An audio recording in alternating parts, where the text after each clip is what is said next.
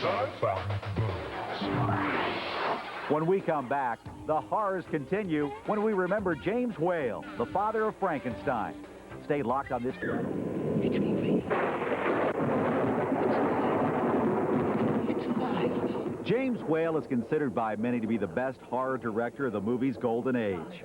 The British-born Whale gave Hollywood some of its earliest and greatest horror classics. While many other filmmakers have treated the genre as mere B-film material, Whale imbued his pictures with taste, style, wit, and intelligence.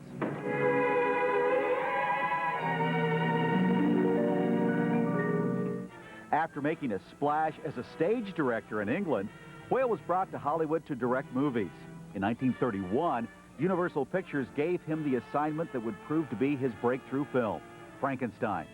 Although it's hard to imagine now, Frankenstein so frightened moviegoers that they ran screaming from theaters. Whale biographer James Curtis.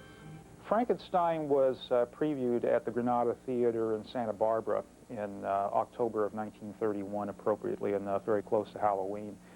And the reaction was one of great shock. People would get up, go out of the theater, come back, sit down again, get up, leave again. The preview cards were not particularly good or favorable. The executive branch of the studio, which were there to see the film, were beside themselves. They were panicked. Their worries were needless. The film turned out to be a huge success, setting the standard for horror films to come.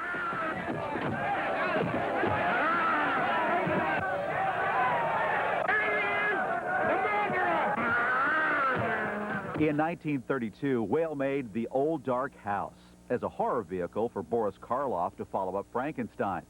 The tale of stranded travelers who take refuge in a house full of lunatics flaunts Whale's offbeat, dark sense of humor. Look, there's Morgan. He's come for you. Morgan! Stop! Don't move! It was a wonderful assemblage of actors playing a remarkably eccentric group of characters, and it works wonderfully with an audience if you're properly tuned into it. And unfortunately, people who were looking for another Frankenstein in 1932 didn't perceive this as such. I think even today, its quirky humor catches people by surprise. The picture flopped and fell into obscurity. It was believed to be lost until it was uncovered in a vault in the late 60s. Just recently, the film became available on Laserdisc. I'll show you who I am and what I am. Though audiences weren't ready for Whale's black humor in The Old Dark House, they loved it in his 1933 thriller, The Invisible Man. The film became one of the most successful H.G. Wells adaptations. Like The Old Dark House, the movie was launched as a vehicle for Karloff, but it ended up being a showcase for actor Claude Rains, making him a star. Ultimately, The Invisible Man came up, however, during a time when there was a contract dispute between Boris Karloff and Universal Pictures over a pay increase, I believe, and they were left without an actor to play the part.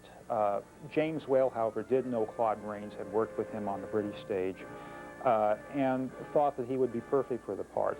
In 1935, Whale made his masterwork, Bride of Frankenstein. He had resisted doing a sequel to Frankenstein, but relented when he was given complete creative control.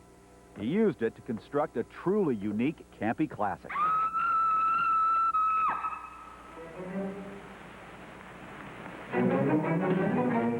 Whale wanted to take the premise that was established with the original film and take it off in an entirely different direction. So you have in The Bride of Frankenstein scenes of great shock and horror that are alternated with scenes of hilarious comedy. Whale's career went into decline in the late 30s, and he retired in 1941 after only 11 years as a filmmaker. But during that brief time, he turned out the classiest and most sophisticated horror films of early Hollywood.